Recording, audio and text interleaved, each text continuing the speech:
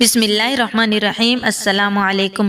کمیل رضی اللہ تعالیٰ عنہ کہتے ہیں کہ میں حضرت علی رضی اللہ تعالیٰ عنہ کے ساتھ ایک مرتبہ جا رہا تھا کہ وہ جنگل میں پہنچے، پھر ایک مقبرہ کی طرف متوجہ ہوئے اور فرمایا، اے مقبرہ والو، اے بوسیدگی والو، اے وحشت اور تنہائی والو، کیا خبر ہے، کیا حال ہے؟ پھر ارشاد فرمایا کہ ہماری خبر تو یہ ہے کہ تمہارے بعد اموال تقسیم ہو گئے، اولادیں یتیم ہو گئیں، بیویوں نے دوسرے خاوند کر لیے، یہ تو ہماری خبر ہے کہ کچھ اپنی تو کہو۔ اس کے بعد میری طرف متوجہ ہو کر فرمایا، کمیل اگر ان لوگوں کو بولنے کی اجازت ہوتی تو یہ بول سکتے، تو یہ لوگ جواب میں کہتے بہترین توشہ تقویٰ ہے۔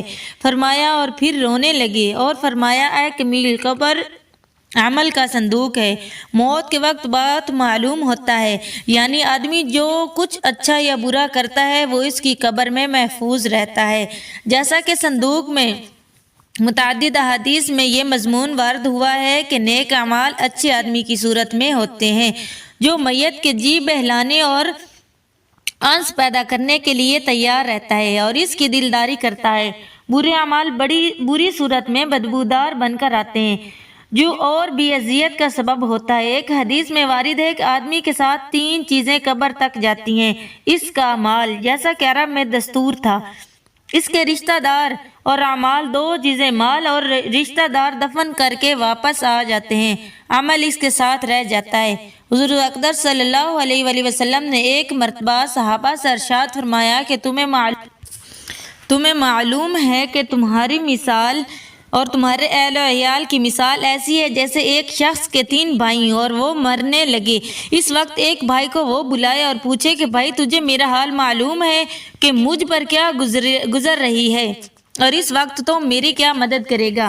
وہ جواب دیتا ہے کہ تیری تیمارداری کروں گا، علاج کروں گا، ہر قسم کی خدمت کروں گا، اور جب تو مر جائے تو نہلاؤں گا، کفن پہناؤں گا اور کندھے پر اٹھا کر لے جاؤں گا، اور دفن کرنے کے بعد تیرا ذکر کروں گا۔ حضور صلی اللہ علیہ وآلہ وسلم نے فرمایا کہ یہ بھائی تو اہل و عیال ہیں۔ پھر وہ دوسرے بھائی سے یہی سوال کرتا ہے کہ وہ کہتا ہے کہ میرا تیرا واسطہ زندگی کا ہے، جب تو مر جائے گا تو میں دوسری جگہ چلا جاؤں گا، یہ بھائی مال ہے۔ پھر وہ تیسرے بھائی کو بلا کر پوچھتا ہے، کہتا ہے کہ میں قبر میں تیرا ساتھی ہوں، وحشت کی جگہ تیرا دل بہلانے والا ہوں، جب تیرا حساب کتاب ہونے لگے تو نیکیوں کے پلڑے میں بیٹھ کر اس کو جھکاؤں گا، یہ بھائی عمل ہے۔ حضور صلی اللہ علیہ وآلہ وسلم نے فرمایا کہ اب بتلاؤ کون سا بھائی کارآمد ہوا؟ صحابہ نے عرض کیا کہ یا رسول اللہ، یہی بھائی کارآمد ہے، پہلے دونوں تو بے فائدہ ہی رہے۔ نبی اکرم صلی اللہ علیہ وآلہ وسلم اپنے صحابہ کے ساتھ 2 قبروں کے پاس سے گزر رہے تھے کہ اللہ تعالیٰ نے آپ کو ان کے حالات سے آگاہ فرما دیا کہ ان کو عذاب ہو رہا ہے۔ آپ صلی اللہ علیہ وآلہ وسلم نے اپنی امت کو متنبہ کرنے اور ڈرانے کے لیے صحابہ کو بتایا کہ ان 2 قبر والوں کو عذاب ہو رہا ہے، اور جن گناہوں کی وجہ سے عذاب ہو رہا ہے اللہ تعالیٰ کی توفیق سے ان کو چھوڑنا اور ان سے بچنا بھی چنداں مشکل ہے۔ ان میں ایک کو عذاب اس لیے ہو رہا ہے کہ وہ قضائے حاجت کے وقت پیشاب کے چھینٹوں سے اجتناب نہیں کرتا تھا، چنانچہ پیشاب کی نجاست سے اس کے کپڑے اور بدن آلودہ ہو جاتے تھے، نیز پیشاب کرتے وقت پردہ نہیں کرتا تھا، جبکہ دوسرا شخص لوگوں میں چغلی کرتا پھرتا تھا جو لوگوں اور بالخصوص رشتہ داروں اور دوسروں کے درمیان عداوت اور دشمنی کا سبب بنتی ہے۔ اس کے پاس آتا تو اس کی باتیں بتاتا اور اس کے پاس جاتا تو اس کی باتیں بتاتا، اس طرح ان کے درمیان قطع تعلقی اور جھگڑا پیدا کرتا، جبکہ اسلام لوگوں کے درمیان الفت و محبت پیدا کرنے اور تنازع اور جھگڑے کو ختم کرنے کے لیے ہے۔ رحم و کرم کے پیکر نبی اکرم صلی اللہ علیہ وآلہ وسلم کو ان پر شفقت اور رحم آیا، چنانچہ کھجور کی ایک ترشاخ پکڑی، اسے چیر کر 2 حصے کیے اور دونوں قبروں سے گاڑ دیا۔ صحابہ نے نبی کریم صلی اللہ علیہ وآلہ وسلم سے اس عجیب و غریب عمل کے بارے میں پوچھا تو آپ صلی اللہ علیہ وآلہ وسلم نے فرمایا کہ شاید میری سفارش کی وجہ سے ان پر ہونے والے عذاب میں اللہ تعالیٰ اس وقت تک تخفیف فرما دے جب تک یہ خشک نہیں ہو جاتی، یعنی جب تک ان میں تری باقی رہے۔ واضح رہے کہ یہ فعل رسول اللہ صلی اللہ علیہ وآلہ وسلم کے ساتھ خاص ہے۔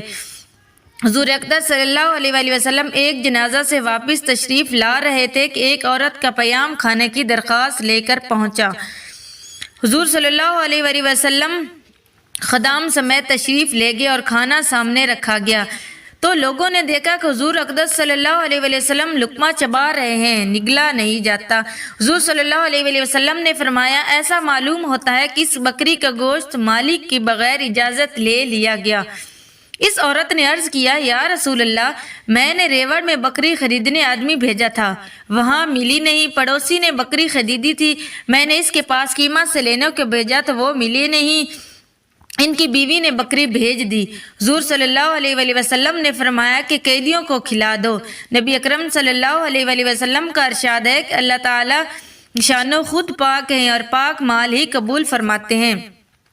مسلمانوں کو ایک چیز کا حکم دیا جس کا اپنے رسولوں کو حکم فرمایا، چنانچہ کلام پاک میں ارشاد ہے اے رسولو پاک چیزوں کو کھاؤ اور نیک عمل کرو، میں تمہارے اعمال سے باخبر ہوں۔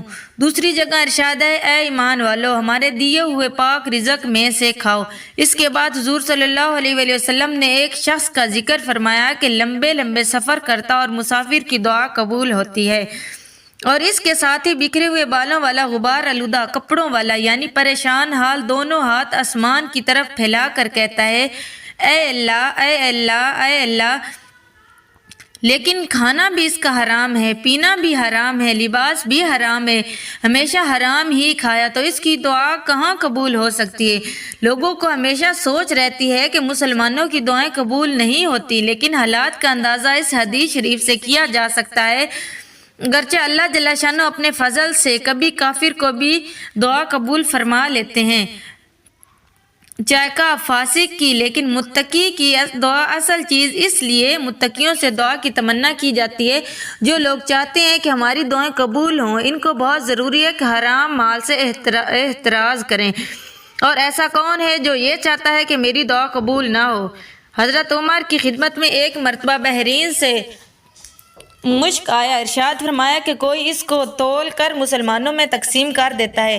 آپ کی اہلیہ حضرت عتیقہ نے عرض کیا میں تول دوں گی، آپ نے سن کر سکوت فرمایا، تھوڑی دیر میں پھر یہی ارشاد فرمایا کہ کوئی اس کو تول دیتا تاکہ میں تقسیم کر دیتا۔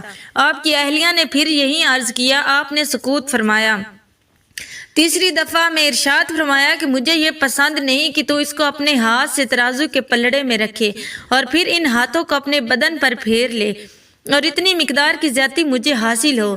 یہ کمال احتیاط تھی اور اپنے آپ کو محل تہمت سے بچانا، ورنہ جو بھی تولے گا اس کے ہاتھ تو لگے ہی گا، اس لیے اس کے جواز میں کوئی تردد نہ تھا۔